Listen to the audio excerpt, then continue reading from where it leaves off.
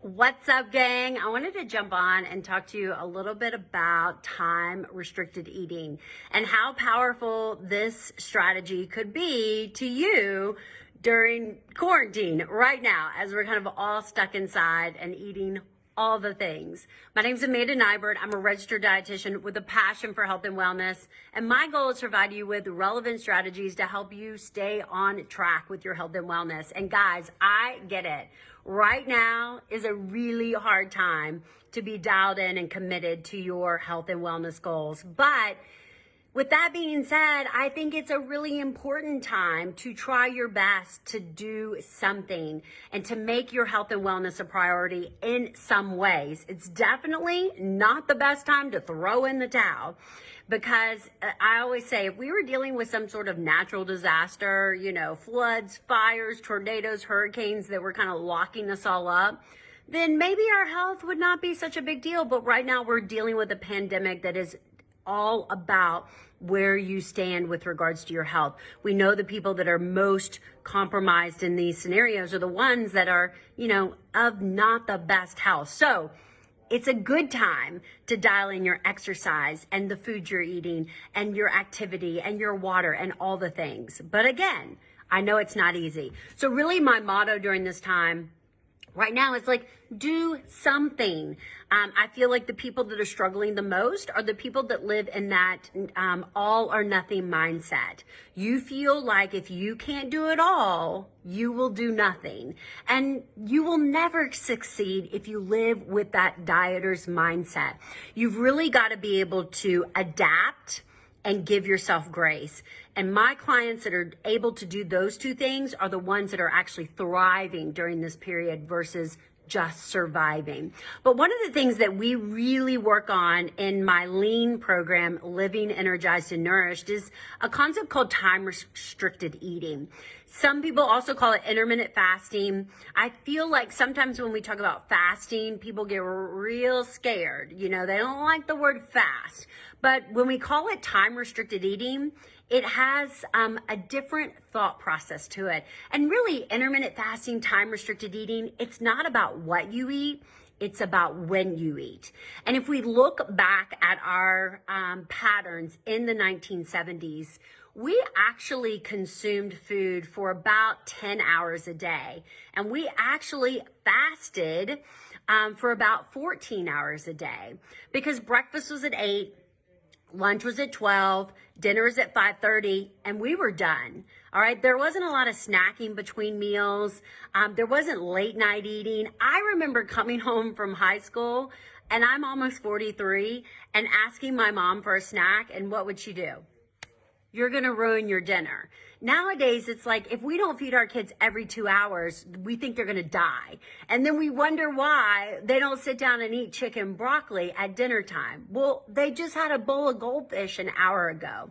So this whole notion of 6 small meals a day and you got to fuel your metabolism is just simply false. It is some of the worst dietary recommendations that we could have ever been given back in 1977 when the Food Guide Pyramid was created.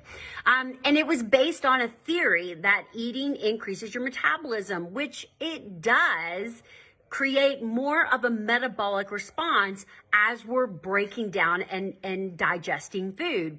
But what we didn't know back then was the insulin response and how that impacts our body. So back in the 70s, we were fasting for 14, sometimes 16 hours without even calling it that. And then these whole new guidelines came out about the fact of the benefit of actually eating small meals all day long. And so then we started eating from 6 in the morning till 10 at night. And unfortunately, we didn't really incorporate a ton, 6 small healthy meals. We ended up incorporating a ton of snacky foods, which just aren't good for you. So it really kind of backfired. Let's take it back in the day. Let's consider time restricted eating, where we actually have a start and a stop. And I promise you, in the long run, it will help you to manage the food that you're eating throughout the day. Right now, the feedback I'm getting from my clients and my followers is where they're struggling is A, nibbling and grazing all day long. It never ends. And B, late night consumption of sugar and alcohol. Sugar, carbs, and alcohol are the top three. It's like you do good all day long, and then it's like dinner on, you just kind of really struggle. So that's the benefit of time restricted eating. It doesn't matter what you're eating, okay? Don't worry about that. Don't overthink it. Don't try to do it all. Just implement when you're eating, and you'll see positive impact. You'll see weight loss just by limiting your eating window, even to 12 hours. I know some of you are like, ooh, I can't skip breakfast, okay? I can't do that. I can't fast for 14 hours, for 16 hours. Okay, that's fine. Start with 12. 12 is what everyone should be doing. That means if dinner's at 7 and you wrap it up, then breakfast isn't before 7. You can do that. If your last meal is at 9 p.m., then breakfast is not before 9 a.m. And if you must eat at 6 a.m., then wrap it up at 6 p.m. Super doable. But I will say, if you can continue to increase that eating window, decrease that eating window, your results will be even bigger. Try 10 hours. Try 8 hours. That's really like the sweet spot. I know for me, the moment I start eating, I'm pretty hungry the rest of the day. So if I start my meals at 8 a.m., it's going to be really hard to keep my food choices in check. But if I start my meals at noon, have a nice big cup of, black coffee, 40 calories or less, tons of water, electrolyte water, supporting yourself in the morning, and then eat lunch at noon, snack in the afternoon, dinner at 6, I feel so much more in control. Even if I want to eat nonstop between 12 and 6, go for it. I promise you, the impact that you're going to have with regards to your insulin spikes in terms of that smaller window are going to be significantly better on your health than if you're spiking your insulin for 12, 15, 16 hours a day. So here's my tip for quarantine over the next 4 weeks, hopefully 4 weeks, is try time restricted eating. Give yourself a cutoff time, okay? Make it 6, 7, 8. Find what works best for you, but give yourself a period where you say no more food after this time. I promise you, you'll find a ton of control in really shutting that down. For me, typically what it means is gotta go to bed. Okay, if I sit here by this TV and by this kitchen, it's gonna be calling my name. So going to bed a little bit earlier really helps. Pushing the water really helps. Electrolyte water will change your life. I'm gonna do a whole video on that.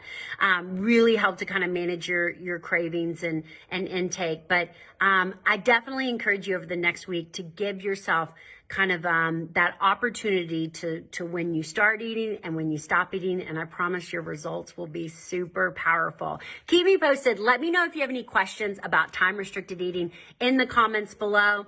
I'll even link in my bio and or the comments below my free guide to intermittent fasting, so you can give it a go. And don't forget, if you feel like you need a little bit more support, daily accountability, somebody holding your hand, answering your questions, keeping you on track, just encouraging you to do better, I'm your girl. Lean is the program for you. And we've got a great special going on right now, $40 off for new clients. So it's a really great time to invest in your health right now. Let's do it together.